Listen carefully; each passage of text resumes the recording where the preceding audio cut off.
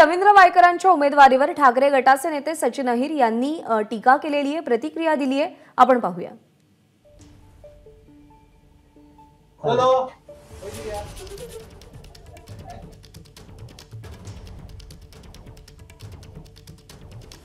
आपल्यासोबत शिवसेना ठाकरे गटाचे आमदार सचिन अहिर आहेत. खरं तर उमेदवारी अर्ज संजय दिना पाटील यांचा तुम्ही भरतायत. दुसरीकडे उत्तर पश्चिम मुंबई लोकसभा मतदारसंघ त्याची उमेदवारी जाहीर करण्यात आलेली आहे महायुतीकडून, आणि ज्यामध्ये तुमचेच माजी सहकारी रवींद्र वायकर यांना आता उमेदवारी देण्यात आली आहे. खरं तर मी शिंदे गटाचा मनापासून अभिनंदन करीन की आम्हाला ही तुम्ही निवडणूक सोपी करून दिलेली आहे. वायकर हे एक अत्यंत चांगले व्यक्ती आहे, माझे चांगले मित्र राहिलेले आहेत. कुठच्या परिस्थितीमध्ये त्यांना जावं लागलं हे मी सांगायची गरज नाही, तुम्ही त्यांच्या पत्रकार परिषद बघितलेले आहेत.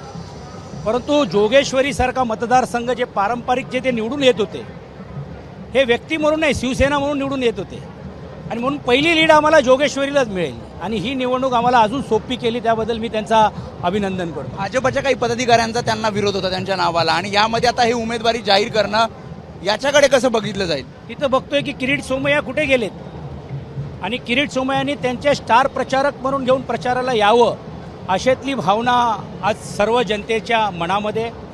आणि एवढंच नाही तर तुम्ही पाहिलं असेल की भारतीय जनता पार्टी सोडा, परंतु अंतर्गत पण पक्षात उमेदवार मिळत नाही, म्हणून त्यांच्यावरती नाईलाजास्वक ही उमेदवारी देण्यात आली. आणि नाईलाजास्वक उमेदवारी देत असताना तुम्ही बघता की मुंबईच्या सर्व मतदारसंघामध्ये शिवसेना असेल आणि BJP असेल, त्यांना उमेदवार बदलावे लागले एक सोडून.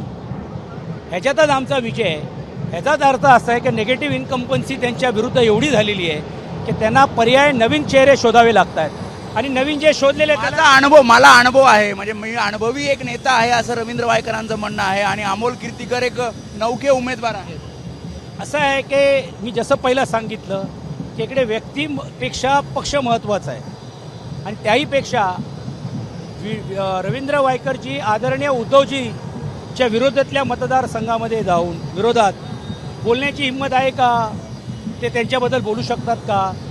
ते बोलणार नाही, कारण त्यांना माहीत आहे का काय परिस्थितीतून त्यांना हे निर्णय घ्यावा लागला, आणि त्यातच विजय आमचा आहे. आणि म्हणून अनुभव हा त्यांचा चांगला आहे. त्यांचा अनुभव विधानसभेमध्ये, उद्या समजा त्यांना BJPने विरोध केला आणि उमेदवारी मिळाली नाही विधानसभेची, कारण निवडणूक ते पडणार आहेत, तर नगरपालिकेसाठी शुभेच्छा आहे त्यांना.